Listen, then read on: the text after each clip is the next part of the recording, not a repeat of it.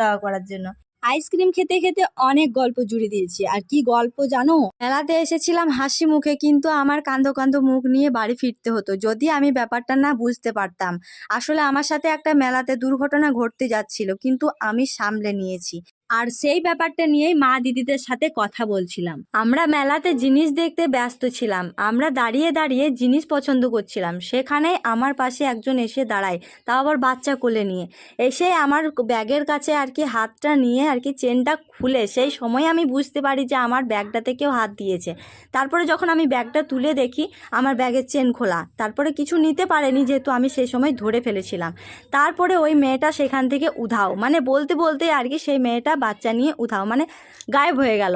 যাতে আমি তাকে ধরে কিছু কথা বলবো কি তার আগে গায়েব। ওই মেয়েটা আমার কাছে থাকতে থাকতে আমি প্রথমে আমার ব্যাগটা খুলে দেখে নিয়েছি আমার ফোন এবং আমার টাকা পয়সা সব ঠিকঠাক আছে কিনা। তখন দেখলাম ঠিকই আছে। তারপরে যখন আমি কথাটা বলতে যাব আর কি, তখনই মেয়েটা গায়েব। তো যাই হোক, আমার যেহেতু সব ঠিকঠাক আছে তাই আর ওই মেয়েটাকে খোঁজাখুঁজি করিনি। খুঁজলে হয়তো পেয়ে যেতাম, বেশি দূর যেতে পারতো না।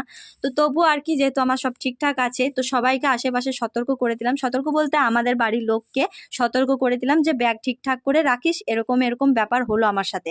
তো দিদি বলছে, হ্যাঁ রে, আমার কাছে ওই মেয়েটা এসেছিল, আমার ব্যাগের চেনটা খোলা ছিল, হয়তো আমার কাছে কিছু পাইনি তখন তোর কাছে গেছে। তখন আমি বললাম, দেখ, দুজনেরই যখন ব্যাগের চেন খোলা তখন ও আমাদেরকে টার্গেট করেছিল। এরকম ঘটনা আমার সাথে আগে কখনো ঘটেনি, এই প্রথমবার ঘটলো। যাই হোক, একটু অভিজ্ঞতা হলো যে চোররা কিভাবে চুরি করে। তো যাই হোক, এবারে যখন কোথাও যাব ভিড় জায়গায়, তখন ব্যাগের দিকে একটু বেশি নজরটা রাখতে হবে। কারণ এই যে দেখতে পাচ্ছি এমন অবস্থা, ফাঁকাতে যদি হয় ভিড়ে তো হতেই পারে, তাই না? তো তারপরে আমরা মেলা ঘুরে রথ দেখে চলে এলাম। আসার পথে এই যে দেখতে পাচ্ছ, এই জায়গাটাতে ছোটবেলাতে আমাদের একটা গল্প আছে। তো চলো তোমাদের কাছে শেয়ার করি। ছোটবেলাতে দুপুরবেলা মা বাবা আমাদেরকে বেরোতে দিত না। দুপুরবেলাতে তো সবাই রেস্ট নেয়, কেউ থাকে না, তাই বলতো বাইরে বেরোস না, এই আছে ওই আছে সেই আছে, ধরে নিয়ে চলে যাবে।